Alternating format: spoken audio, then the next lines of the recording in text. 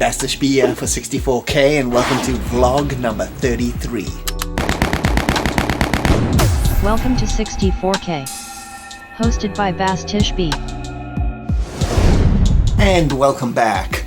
So since the beginning of the year there's been quite a lot of subscribers subscribing. It's jumped by hundreds and hundreds, so I thought it would be a good time to make another one of these vlogs, talk a little bit about the channel, answer a whole lot of your questions, and more channel updates and things to come. We're going to jump off first. We're going to go through all the questions that I got sent. I'll put these out on multimedia, you know, Instagram, Facebook, Twitter, my Patreon, all that kind of stuff, and you guys answered. I got 9 questions here we're going to go through. Some of them are multi-parters, and after that we'll get back into the channel updates. Okay, so our first 2 questions are from Patreon, and this first one is from Matt Myers. He asked a really good question that I could actually probably make a whole video about. I really like this one. He asked, what was it like growing up in South Africa as a gamer in the 1980s? Well, it was pretty damn awesome. Really awesome. I'll tell you why. So South Africa is like roughly in the middle of the world. You know, if you look down on a map, it's at the bottom there, but it's right in the middle. So, you know, we had influences from everything, and I'm talking pop culture wise here, and that obviously overflows into video games. Like, you know, we had TV shows, we had like the A-Team, you know, all the usual American stuff. Then we had like weird Australian stuff like Wurzel Gummidge and Pugwall Summer. And then we had like British stuff like Blackadder. You know, we just had like it was such a melting pot of everything. Game wise though, in the 80s was Atari, that's like the American side of gaming, and then we had a massive influx of European stuff, like European computer stuff, Commodore 64 obviously. You could go to like any software shop or computer store and Commodore stuff was everywhere, so that European gaming scene kind of thing was massive. I just loved it. I knew a lot of people with Commodore 64s, used to trade games or copy games and that kind of stuff. And then later on, in the late 80s to early 90s, we had an influx of Famicom stuff. So I'm not sure if Nintendo tried to break into South Africa or not officially. I never ever saw any Nintendo stuff. Actually, in fact, until I moved to Canada in the late 90s, I'd never even seen an NES console. I mean an actual physical one. I've seen them in magazines, obviously. So we just didn't get that stuff, but the importers started importing Famicoms, cheap Famicoms into South Africa, and tons, obviously all Japanese games, and it just flooded the whole country. I don't know anybody that didn't have a Famicom in the early 90s, and I played like hundreds of Japanese games then. So we had like American, massive European influence, and we had Japanese influence. It was a super cool time for gaming, and especially growing up there. I don't think any other country in the world had such a melting pot of games. I don't know, I never lived anywhere else in the world at the time, but it just felt like it anyway. And then Sega actually officially came to South Africa in the early 90s, and but the games were super expensive, and I bought a Mega Drive immediately, but the importers started importing Japanese games because they were super cheap, and it just continued. So my influences for gaming and pop culture wise really is a bit of everything. That's why the channel is what it is, and that's why I like what I like, I think, because we just had a little bit of everything, and I really enjoy that. I don't like it when people just switch off like, oh, I only like this and that's all I like. You don't even like look at anything else. Like, you know, like I'm not trying to point out any certain group, like, you know, like there's some crazy like Nintendo dudes that only like pray to the altar of Nintendo, but there's a lot of other games out there and a lot of other systems and styles that you should check out. There's no reason to pigeonhole yourself because of one thing. I like a little bit of everything, obviously, and that influences the channel. So a really good question. And our second Patreon question is from Jay Jershin. He asks, it seems like Protovision is putting out some really great brand new C64 games. True. What can you tell us about the game Cursed Tomb? It looks particularly interesting. And on a personal note, how did a guy from South Africa end up in freezing cold Edmonton, Canada? Okay, so the first part of the question, Protovision and the game Cursed Tomb. So I don't know too much about this game. I know it's supposed to be something like a roguelike and it's got gauntlet elements. It looks pretty interesting. I'm definitely intrigued about it. The thing on my channel though, I don't really do previews. This is just something, this is an offshoot of this question. I'm sorry, I'll just get into this now. I don't really do previews of games and talk about games that are in development, because I find that, especially when it comes to like independent games, indie games, that's pretty much what C64 games are right now. Even though they're getting published by real companies, it's made by dudes at home basically. So a lot of these games never end up coming out, and I don't like doing videos on games that may or may not be released. I learned my lesson very early in this channel. I mentioned that Galencia 2 was coming out pretty soon, because that's what it was supposed to come out pretty soon after Galencia, and it even had a release date and all this, and I mentioned this in a video, and the game never ended up coming out, and that was like 2 years ago. So ever since I've done that, I've never mentioned anything that is up and coming. If you want to check out Retro Gamer Nation or one of those channels, they do previews of Commodore 64 games. I'm never going to do that because I don't want to waste your time, and I don't want to waste my time making a video on a game that may or may not come out. But as far as the game goes, it looks super cool. I don't know a heck of a lot about it. It's definitely right up my alley, you know, kind of dungeon bashing kind of thing. So I'm looking forward to it. I hope it gets released. And the second part of that question, how did I end up here? It's a bit of a long story, so I'm just going to cut to the chase. My parents were offered a job in Canada, and I just finished college, and I had the option, you know, do I stay in South Africa or move to Canada? Obviously I'm going to move to Canada. I mean, why would I stay in Africa? It's crazy. So yeah, took the plunge, went with them, and we ended up in Vancouver. That's where their jobs were, and I lived in Vancouver since late 1998. I remember it distinctly because I bought a Dreamcast like a few months after I got here. Super cool. Lived in Vancouver all this time. Cost of living is super high in Vancouver. Everything is really expensive. It just became too much. Quality of life and where you're living is kind of irrelevant after a while. Who cares whether you live in Vancouver? So we moved across country now. We live in Alberta. It's the next, you know, province over, and really enjoying it. Everything is way cheaper. Everything's reasonable. It's not like crazy. And yeah, I like it. Yeah, it's a little bit cold in winter, but really, just put on a jacket. Okay, so now we're going to jump over to Twitter. I've got 4 questions here. The first one is from PC98 Audi. Hey, how's it going? And Audi was a guest on my Turrican flashback video. If you've seen that, he was one of the producers of that excellent compilation. Anyway, he asked, what C64 series would you like to see remastered and released on modern consoles? If you could pick any game or franchises. Whew, that's a tough one. I could think about this all day and come up with 500 different answers. So I'm just going off the top of my head, something that, just some series that I really like, that I think would be adapted quite well to modern systems. So the first one I would say is Creatures 1 and 2. I would love to see those 2 games put on like a little compilation and released, you know, on like Xbox One or whatever. All you would have to do is just update the controls to work with modern controllers, especially Creatures 1. It's got like a little bit of a funky control system, how to select weapons and all that. It'll be really good to like put it onto one of these, map it out. It'll be pretty awesome. I think the games hold up quite well. I would like to see the games just stay the same like was done with the Turrican flashback collection. Just keep it the same, those original versions, and you know, maybe add like some little mini documentary, you know, interview the Roland brothers or something like that. I think that'll be cool. And the other series is a series that I just absolutely love, the Last Ninja trilogy. I mean, you can even throw in Last Ninja Remakes there, but Last Ninja trilogy, I would like to see those, you know, like just one package re-released for modern systems, just exactly the way they were.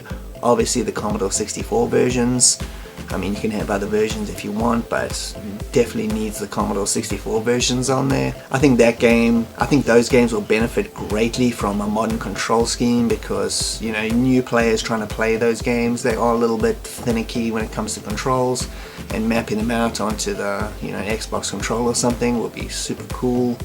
And I think they're classics. I'd love to see that. So those are the two series that I would love to see. And the next question is from the Arcade Perfect podcast. I was a guest on one of their episodes a while ago, the Alien Storm episode. They just finished wrapping up the entire, you know, kind of series. They're taking a break. Maybe they'll be back one day. It's a super cool podcast. Arcade Perfect podcast, definitely check that out. There's a whole ton of episodes you can go and listen to. They're really entertaining, and I was just lucky enough to be one of the guests. Anyway, the question is System 3 or Rainbow Arts. You can only choose one. Okay, so for me it's not that hard, even though I like both of them for completely different reasons, but I would definitely choose System 3 as a Commodore 64 guy. They have way too many cool games that I love, and talking about System 3, making a documentary on them. I'm about I would say about 40 to 50% through the documentary right now, so I'm hoping to have it out in maybe late April, so look out for that. Anyway, System 3 for me. Rainbow Arts, absolutely love them. Catechus and you know, X-Out and the Turrican series, wow, just so many good games. But System 3 for me is, you know, you can't beat like Arcade Plus and the Last Ninja games and Turbocharge and all that good stuff. Just too many, so I would say System 3. And the next question is from John Linneman at Dark1X. He asks, do you use a multi-camera setup when filming different angles, or do you simply move the camera to a different spot while recording your specific lines? So that's pretty basic. I only have one camera and I move it around like a madman because I like to, you know, have variety in the look of everything. In fact, I don't even have a camera. This is just my cell phone I'm using. So I have one, it's a cell phone, that's all, and I use that for everything. I like to move the camera around because it boosts the production value of your program. It makes it feel like you're watching something on TV, something that has, you know, some effort put into it. I'm not complaining about, you know, people that just have one camera shot, but to me it's super boring. I call those dude behind desk videos, and for me it gets, you know, it gets a little bit tedious when you're watching a person just blab on for like 25 minutes and there's just absolutely nothing else happening in the video. So if you want to make your videos a little bit interesting, just move your camera around a bit, put different angles. It doesn't take a lot of effort. And the next question is from Wayne at Mentat of Dune. Super cool. Anyway, he asks, what non-C64 8-bit era game that was a classic on another machine do you wish made it to the C64, or at least had a much better port? So this is another one of those questions that I could give like 7,000 examples if I had to really think about it, but something that just comes off the top of my head right now is Metal Gear Solid, and I'm talking about the original version on the NES. Obviously I played the Famicom version in the early 90s and I thought that was amazing, even though it seemed like a rip-off of Infiltrator, the Commodore 64 game, but that's another story. Anyway, so I got the game on the Commodore 64 because my Famicom version was obviously in Japanese, so I couldn't understand the story. Wow, that is a piece of hot garbage of a conversion. Don't ever play the C64 version of Metal Gear Solid. It's an absolute tragic mess. It's one of those weird games that was given to an American publisher that absolutely knew nothing how to make a video game in any sense. It's like it was their first, you know, Commodore 64 game they had ever programmed. It's so abysmal. It's kind of like the American version of Ikari Warriors on the C64. It's tragic mess. The UK version is like super excellent. It just makes no sense. Anyway, I don't know how that company got the Metal Gear license to do it. I guess it wasn't very, you know, it wasn't what it is today, obviously, so that's how they got it. But anyway, I think it might have even been Konami's internal development in the US, but regardless, horrible game, horrible on the C64, and I wish that had been better. And we're going to move on over to Facebook now. I've got 2 questions. The first one up is from Denny Haynes. He asks a question about your thoughts on the virus affecting your thrift and convention plans and your video production for these 2 subjects, and your future endeavors once things clear up. Must be really exciting knowing you can get back out there soon. Yeah, so thrifting and conventions have been really difficult, obviously, because of the virus. Damn you. Anyway, so conventions have been a no-go at all. I really miss them, and I really miss making those kind of videos. They were really fun. And conventions is where I pick up probably about 70% of the games I'll buy in 1 year is from conventions. The other stuff is just from thrifting, and that's the only 2 places I really buy games from. So very rarely do I buy it from an actual online place. I buy some Commodore 64 games every once in a while from the Retro Cabin, but besides that I don't buy anything. So my game influx has been pretty low, but conventions, I really miss them. I can't wait to go to conventions again. And I'm now living in Alberta, so there's going to be a whole slew of other ones hopefully I can find and check them out, different ones. So there'll be a lot of variety. I really want to go to some of those big conventions like the Portland Retro Gaming Expo thing. That looks super cool. I've never been to that, but I don't think that's happening this year again. So honestly I don't think any conventions are going to happen this year, which is unfortunate. Maybe if you're lucky you might see something at the end of the year, but I don't know. It's just not looking very hopeful. Once it clears up though, I'm going to go to every single one. And as far as thrifting goes, thrifting has obviously been difficult as well. The thrift stores, are still open. You obviously have to use masks, and you're limited amount of people going in there, so it makes everything more difficult to get around to. I definitely haven't gone to thrift stores anywhere near as much, so the footage takes way longer to gather, so that's all true. As far as the stuff at thrift stores though, it's pretty much consistent. People are always getting rid of stuff, so it's been pretty much the same. You can go 5 times in a row and find 0, and then you could go once and find a mountain of games. Who knows? You just got to be consistent. But I really look forward to, I have been restricted though in going to just my local thrift store. I want to go out and check other ones, but it's just not happening. So yeah, it's really affected those programs obviously, but hopefully soon things will get back to some sort of normal and can start checking out those conventions again. And the second Facebook question here is from John Ebbs. He asked, C64 Impossible Mission 2 got 96% in Zap64 and 7 out of 10 in Commodore User. Which do you think was more accurate?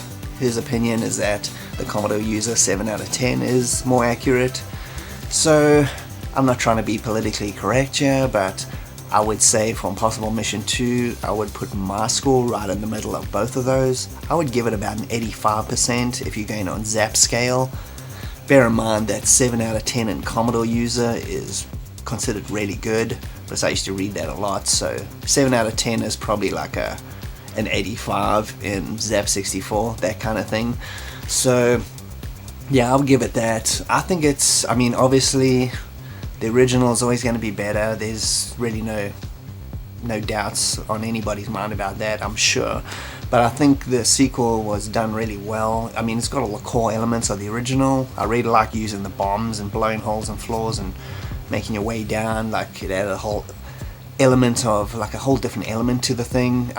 You could never live up to the original game, but I think Impossible Mission 2, at least the Commodore 64 version, I'm not talking about any other version, the Commodore 64 version is really good. It's totally well worth playing, and yeah, I would give it 85%. Okay, we're going to jump over to YouTube now for the final question. This is a 2-parter.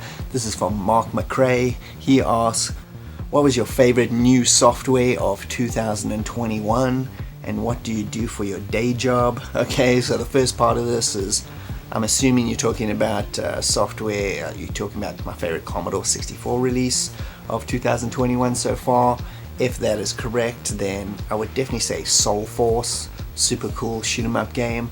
I really enjoyed that. There's been a few other good ones so far that are definitely going to make my top 10 of 2021, I'm pretty sure. It's a long road ahead for C64 releases. I know there's a ton of cool stuff coming out, so we'll have to wait and see, but Soul Force so far is number one. If you're just meaning just in general on gaming, well, I don't really keep up with, latest releases. I just buy them when they're super cheap, like 20 bucks. I'm not paying more than 20 bucks for a new game. I don't care what it is. I get them like 6 months later, but whatever. I played this recently. This is the remaster of Mafia. I just finished this a few weeks ago. Super fun. I originally played this on my PC and it was excellent, and then I had the misfortune of playing the PS2 version, which is like horrible. Anyway, if you want to play a cool game, check out Mafia, this remaster, excellent.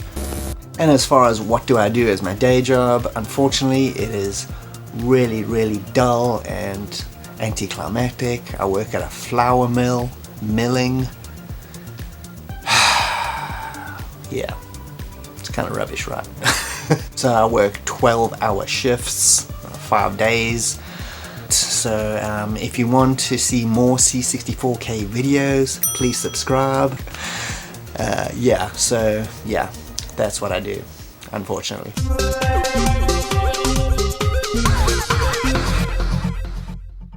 Okay, so now we're gonna get on to a bit of like miscellaneous and channel news. First up is a release of a game called Hellstrom Racer. So this is a little independent game. You can get it on itch, and I'm actually in the game. So how they came about is a guy named Samuel Bromley. He's making this game. It's like a top-down racing game, like an old-style arcade game, and he basically put in all his favorite YouTubers as racers in the game. And there's no I wasn't part of making this or anything, and I'm not getting any money or anything related to it. It's just simply he put his favorite YouTubers in there, I'm in there, and there's like Kim Justice and Perry Fractic and a whole bunch of other people. And I thought I was so honored by that. It blew me away that he would do that. And anyway, so I just thought I'd do a little shout out. So I'll put a link in the description. You can check that out. And I haven't actually played it yet. I just watched the trailer. It came out like about a day or two ago as of making this. So I'm gonna go check that out as well. It should be pretty fun. And yeah, thanks for putting me in your game. And next on channel news, I got a new series starting pretty soon. It's called Retro Remakes. It's basically I'm going to be looking at remakes of classic games and being put into like modern era and how they fare up against each other, and the differences, and a little bit of history about the original, and obviously I'll look at the new one. It's a pretty fun series. I've got one episode made already, and I've got a bunch of other ones planned, at least ones I can think of that I think would be interesting. But if you have any ideas, this is open to any systems. It doesn't matter what they are, as long as they're old and new, that kind of contrast. If you have any ideas and you want to put them in the comments, please do. I'll check them out if I don't know about them already. And this will be a cool series. It'll probably start in April or May, so look out for that one. And like I mentioned earlier, I'm working on the System 3 documentary. I know a lot of people want to see these documentaries all the time. Like I've said many times, they take a lot of effort and time to put together, so there's no way I could possibly do them quicker unless YouTube becomes my real job. Please subscribe, and then you could see a lot more of them. But until that happens, real work takes up a lot of time, unfortunately, so it takes time to make these things, plus I'm making 100 other different videos at the same time. But hopefully the System 3 documentary might come out in late April, so it's not too far away as of making this, so I think you're gonna enjoy it. It's shaping up pretty well. So as of making this video, the Games Room kind of video series is getting closer and closer to catching up to where I am in this room right now, which is unfortunate. I didn't want that to happen. I was trying to leave a big enough gap so there would always be an episode each month. There still is a couple more episodes coming before it actually catches up to where I am now. I'm hoping there's not going to be a kind of a break. That's what I was always hoping for. I want to go like, you know, just the whole making of the games room and then go straight into the tour. There may be a little bit of a delay before that big final tour. I'm hoping that won't happen. I think it's, you know, it's kind of hard to say because it's a series that it just happens. It's not a series that is planned. It's just, you know, when I get money to buy things happen here, otherwise nothing happens. So it's a bit of a whatever, it's like all over the place, but it's been consistent so far, at least for 6 months of just 1 episode a month. I'm not sure exactly when this tour is going to take place. I'm assuming it's probably maybe in the summertime. You'll get a big good old grand tour. The place is never going to be 100% complete though, because, you know, I could say like, oh well, I probably won't do all the lighting in the place that I really want everywhere before I do the tour, because it's just a lot of other stuff, little things all over the place. So I think I will do like some sort of grand tour roughly in summertime, and then after that, you know, once there's a significant more updates, you know, maybe like all the lighting is in place and all that kind of stuff, I'll do another one. But yeah, anyway, so look forward to that. Hope to reveal this place in its full glory in probably summertime, maybe like, you know, June, July, something like that. As far as videos go, everything's going to continue on. I've got a million different series and I'm always adding to them, so if you like a little bit of everything, this channel's for you. And if you like Commodore 64, then it's definitely for you. I have reached out to a couple people for interviews and I've got one already set up, so that's going to be quite cool, that video. I'm really looking forward to it. Don't want to say what it is yet until it's made, otherwise, you know, things could happen. Got another person I'm going to reach out to for another video, see if they respond. Bear in mind I'm a small YouTuber. If I reach out to people, you know, often they just don't respond. So, you know, I can only do what I can do. I don't know these people personally. It's just, you know, try my luck. I don't like to bother people either. You know, I'm only going to contact somebody if I want to do something legit, and I'm not going to mess them around and waste their time. So, you know, maybe, you know, they've had 50 other requests from other YouTubers that don't have their act together and they've kind of ruined it for us. Anyway, I'm hoping to continue the trend and have some more cool interviews for you guys in the future. And on one final note, this is actually probably the most important note, but if you haven't subscribed to the channel, please do. The reason I say this is because I looked at my YouTube stats and 70% of the people that watch this channel, 64K, on a regular basis, 70% are not subscribed. So if all you guys subscribe, this channel will be like 12,000 subs, which will be amazing. It'll just boost viewership. That means more people will find this stuff, more people will be able to see the C64 content that I'm slaving away at and other videos. And that's the whole goal of this, to like share retro memories and share, you know, good old retro videos with everybody. So I definitely want that, and I'm sure, like, you know, if it goes way over that kind of threshold, then I can be looking at doing this, you know, as a job.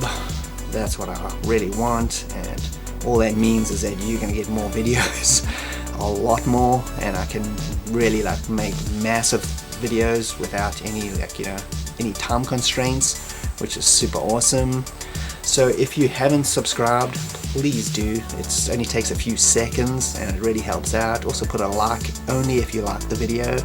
So in my videos, I know a lot of other YouTubers do this opposite way, and I find it as a viewer to be super obnoxious. They put please like and subscribe right at the beginning of their video. I haven't watched your video yet, so how do I know if I want to like or subscribe? It's kind of ridiculous. I know everybody does it, but I will never do that, you know. Watch the video first, and if you like it, then put a like, you know. If you don't, then do whatever you want, but, you know, I'm not going to ask you to do that in the beginning.